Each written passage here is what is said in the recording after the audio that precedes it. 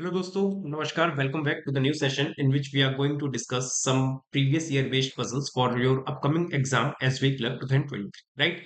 मैं शशांक, आपका reasoning host, reasoning educator, present कर रहा हूँ आपके सामने आज की नई 4 बेहतरीन पजल जो कि प्रीवियस ईयर के बेसिस पे हैं.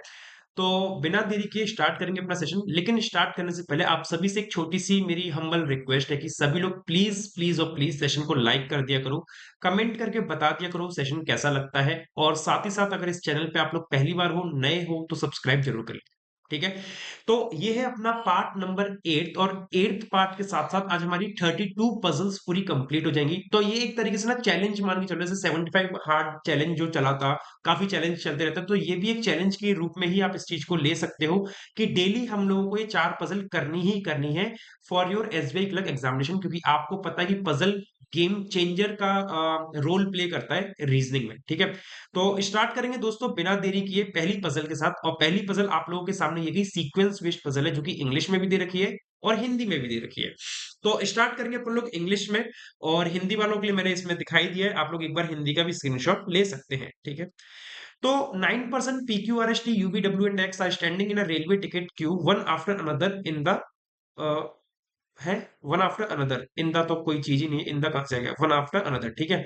तो U is standing 4% after V. तो वी के 4% बाद, एक दो तीन चार, यू यहाँ पे आ गया. वी के चार, एक दो तीन, और U is standing 4% after V. ठीक है.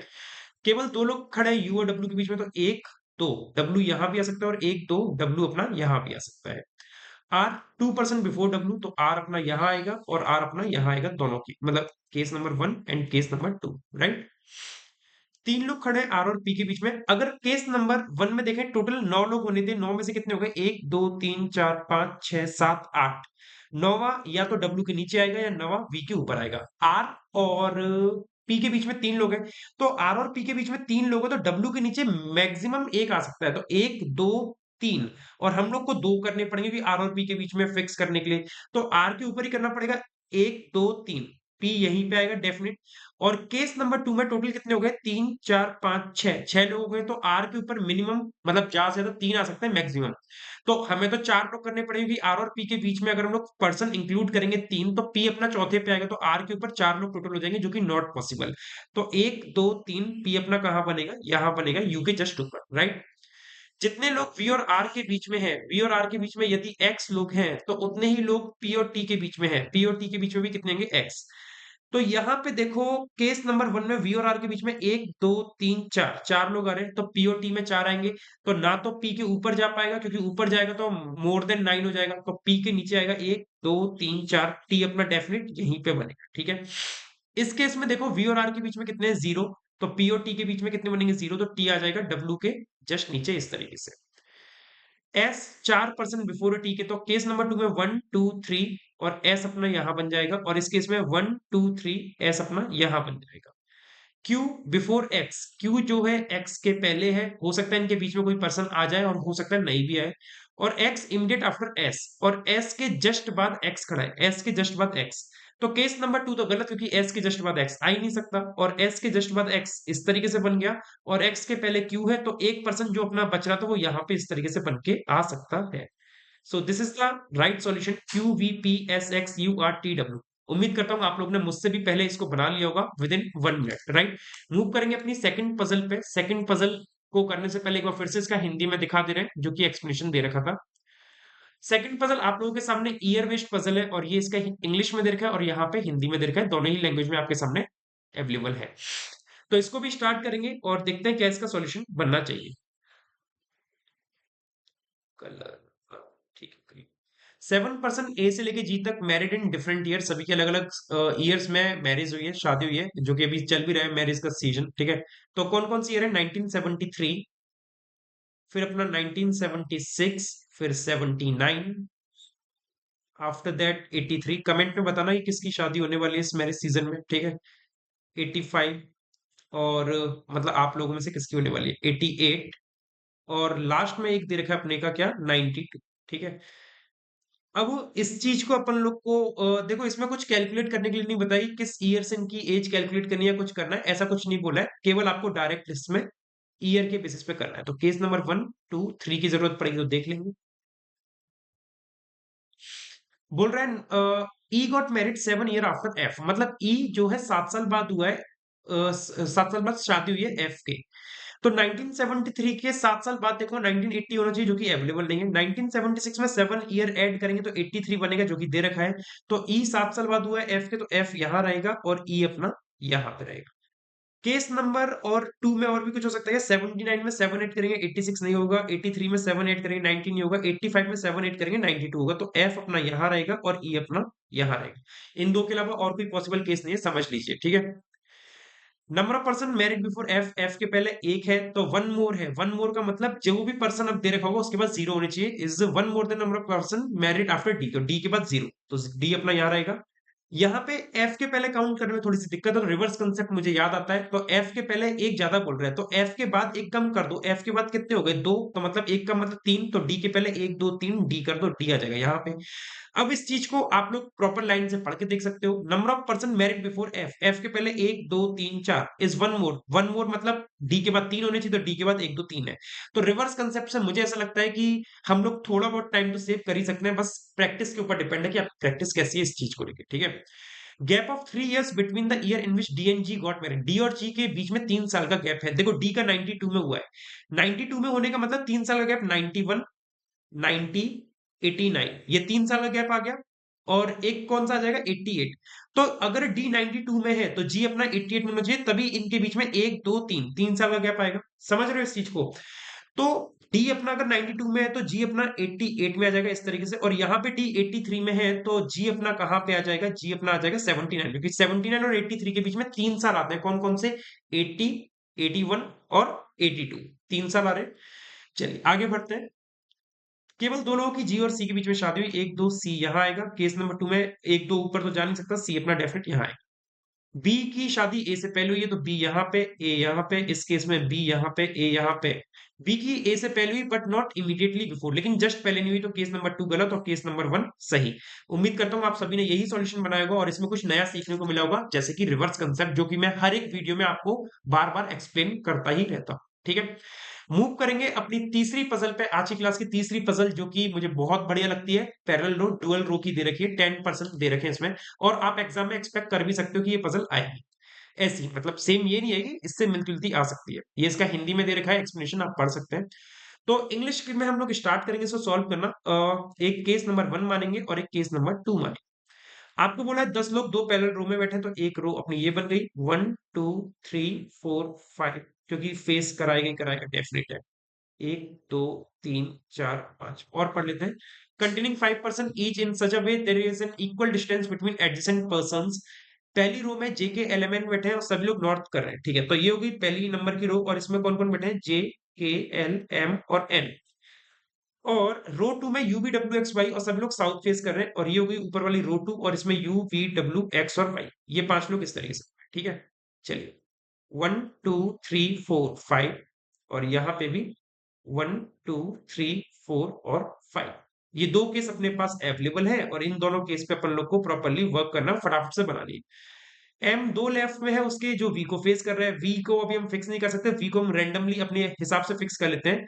और वी को कोई एक जो पर्सन फेस करेगा उसके दो लेफ्ट में कौन है? एम, एक और दो एम। तो वी के इधर भी दो लोग आने, एक और एक, दो, इस तरीके से बन गया। केवल दो लोग हैं वी और डब्ल्यू के बीच में। अब देखो यहाँ पे कंफ्यूजन, अगर आप वी के ऊपर व साउथ में जो देखा है वी के, अगर आप लोग लेफ्ट में लोगे एक दो डब्ल्यू, तो कितने हो गए? एक दो तीन चार पांच छह, जो कि 6 लोग तो पॉसिबल नहीं है ना, क्योंकि आपको ऊपर 5 रोई मतलब 5 लोग फिक्स करने हैं। तो इधर एक दो डब्ल्यू अपना डेफिनेट यहीं आ सकता है ना, और चौथा पर्सन ऐसे बन जाएगा। तो कहने का मतलब क्या हो गया कि या तो डब्ल्यू यहाँ पे आ सकता है या डब्ल्यू यहाँ आ सकता है। डब्ल्यू के दो छोड़ के वी यहाँ बनेगा, या फिर दो छोड़ के वी यहाँ बनेगा। वी के सामने जो भी पर्सन है उसके एक छोड़ के एम यहाँ आ जाएगा, और इसमें भी वी के सामने जो है उसके एक छोड़ के एम यहाँ आ जाएगा। तो यहाँ पे अपना बन गया सॉल्यूशन, जो कि हम लोग स्टार्ट करने में देरी कर रहे थे, वो यहाँ पे इस तरीके से क्लियर हो। उम्मीद करता हूँ कि आपको ये वाला तरीका पसंद आया, ठीक है। जितने लोग W के लेफ्ट में उतने N के लेफ्ट में, ये बोला गया है। तो W के लेफ्ट में 4 तो N के लेफ्ट में भी 4, यहाँ पे W के लेफ्ट में 3 तो N के लेफ्ट में भी 3, इस तरीके से बन गए 1 2 3, राइट। चलिए U थर्ड राइट में जो N को फेस कर रहा है, N को ये पर्सन फेस कर रहा है, तो U इसके 3 राइट 1 2 U यहाँ बनेगा। N को ये पर्सन फेस कर रहा है 1 2 3 राइट में U यहाँ बनेगा। और ये भी बोल रहा है N who does not sit adjacent to L, N L के पास नहीं, मतलब एन के पास कौन नहीं आएगा, एल नहीं आएगा, एन के पास एल नहीं आएगा, ठीक है जी। एक्स दो प्लेस अवे है जो एल को फेस कर रहा है, एल को जो भी फेस करेगा ना, एल को जो भी फेस करेगा उससे एक छोड़ के एक्स कहीं भी आ सकता है, राइट और लेफ्ट में कहीं भी बन सकता है, ठीक है। और L who does not set एक्सट्रीमेंट, तो देखो ये तो आसान हो गया, एल कोने पे नहीं आएगा, एन के पास नहीं आएगा, एल यहां बनेगा, कोने पे नहीं आएगा और एन के पास नहीं आएगा, एल यहां आएगा। एल को जो भी फेस कर रहा है उससे दो प्लेस अवे, मतलब एक और एक दो, एक्स यहां आ जाएगा, एल को जो भी फेस कर रहा है उससे दो प्लेस अवे एक्स यहां आ जाएगा, क्योंकि वहां पे डब्ल्यू ऑलरेडी है। तो U V W X, Y यहां बनेगा और इसमें वाई यहां बनेगा, ठीक है जी।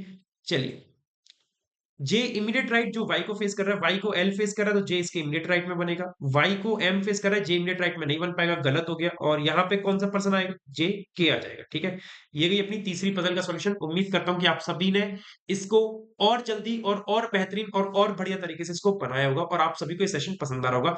अगर अच्छा लग रहा है तो यार सेशन को लाइक कर दिया करो। काफी मतलब मेहनत लगती है कि ये सेशन लेके आना, रिकॉर्ड करना और खुद की पढ़ाई के बावजूद भी थोड़ा सा आप लोग के लिए टाइम निकालना, ठीक है। तो थोड़ा-सा छोटा-छोटा सा प्यार बरसा दिया करो आप लोग कमेंट, शेयर और लाइक करके। चलिए, ये था इसका हिंदी में एक्सप्लेनेशन और साथ ही साथ आपकी आज की आखिरी पज़ल, चौथी पज़ल जो कि ये गई रेक्टेंगुलर बेस पे दे रखी है, 8 लोग बैठे हुए हैं और ये हिंदी में दे रखा है, आप लोग देख सकते हैं इसको, ठीक है? चलिए, तो इसको स्टार्ट करेंगे फटाफट से दोस्तों, देखते हैं क्या बनेगा। 8 लोग हैं, रेक्टेंगुलर टेबल के अराउंड बैठे हुए हैं, ठीक है? केस नंबर 1 और कैसे बैठे हुए एक और केस बना लेते हैं हाथ के हाथ पहले, उसके बाद आगे बढ़ेंगे, ठीक है? केस नंबर 2 बोल रहा है कि इन सच में four of them are sitting at the corner, चार लोग कॉर्नर पे बैठे हुए हैं, कॉर्नर पे बिठा दो इन चारों, one two three and four, right. Four of them are sitting at the corner facing away from the centre, मतलब आउटसाइड फेस कर रहे हैं चारों लोग, चारों लोग कहाँ पे कर रहे हैं, चारों लोग आउटसाइड फेस कर रहे हैं, one two three and four, ठीक है जी। फिर बोल रहे हैं कि चार लोग मिडिल में बैठे हैं और सेंटर में फेस कर रहे हैं, तो one two three four, one two three and four, ठीक है। चलो, कलर चेंज करते हैं to blue and let's start the solution. यहां से अपना स्टार्ट है, W sit opposite to the one who is immediate right, who is an immediate neighbour of U, मतलब यू का जो भी कोई एक नेबर है, यू का कोई भी एक नेबर है, उसके जस्ट सामने कौन आएगा, डब्ल्यू आएगा, जस्ट सामने कौन आएगा, डब्ल्यू। अभी इसको फिक्स नहीं कर रहे हैं, इसको छोड़ते हैं अभी। टी तीन लेफ्ट में यू के, इससे स्टार्ट करेंगे, यू को यहां रख लो या यू को यहां रख लो, टी तीन लेफ्ट में तो एक दो टी यहां आएगा और इस केस में एक दो टी अपना यहां आएगा। यू का जो इमीडिएट नेबर है उसके सामने डब्ल्यू, तो यू का इमीडिएट नेबर एक तो ये है, लेकिन इसके सामने डब्ल्यू नहीं जाएगा, यू का नेबर ये गया, डब्ल्यू यहां आ जाएगा। यू का एक नेबर ये गया केस टू में, इसके सामने डब्ल्यू नहीं आएगा, तो यू का एक नेबर ये गया, डब्ल्यू इधर रख लो, ठीक है। इस तरीके से हमने फिक्स कर ली इस लाइन को जो पहली वाली छोड़ी थी। एक परसेंट टी और आर के बीच में, तो टी के राइट से तो नहीं बनेगा, तो टी के लेफ्ट से बना लो आर, और यहाँ पे टी के राइट से नहीं बनेगा, टी के लेफ्ट से बना लो आर। यहाँ जितने लोग आरपी के बीच में उतने पीएस के बीच में है, आरपी के बीच में अगर एक्स है तो पीएस के बीच में भी एक्स लोग आएंगे, ऐसा बोला गया है। और v is neither N immediate neighbour of s, v और s एक साथ नहीं आएंगे, और v is neither N immediate neighbour of s nor faces q, और ना v q को फेस करता है।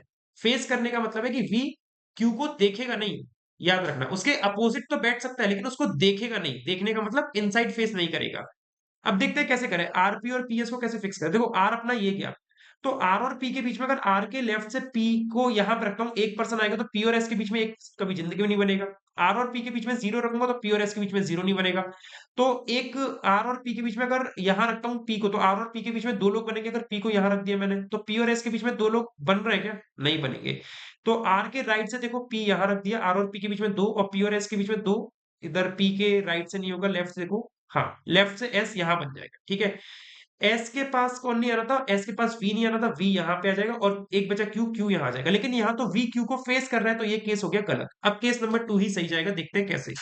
आर और पी के बीच में अगर आर के इमीडिएट राइट में पी को रखा तो आर और पी के बीच में जीरो, पी और एस के बीच में जीरो नहीं होगा। आर के तीन राइट में देखूंगा तो एक दो तीन, आर और पी के बीच में दो, और पी और एस के बीच में दो होने चाहिए, तो एक दो नहीं होगा, एक दो, हाँ एस अपना यहां बन जाएगा।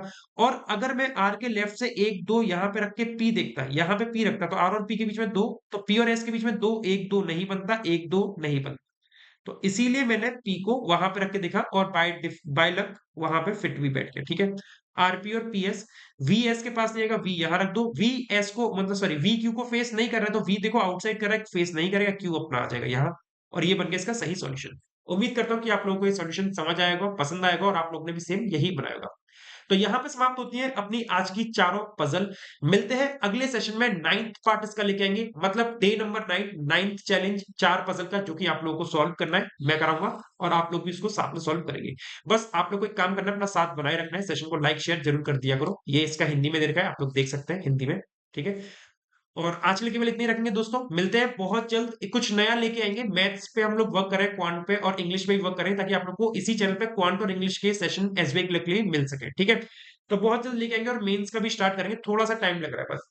तो सेशन को एक बार लाइक कर देना, पसंद आया हो तो शेयर जरूर कर देना, और नए हो तो सब्सक्राइब तो प्लीज प्लीज प्लीज जरूर कर ले, ठीक है। थैंक यू टू ऑल, मिलते हैं अगले सेशन में। नमस्कार दोस्तों।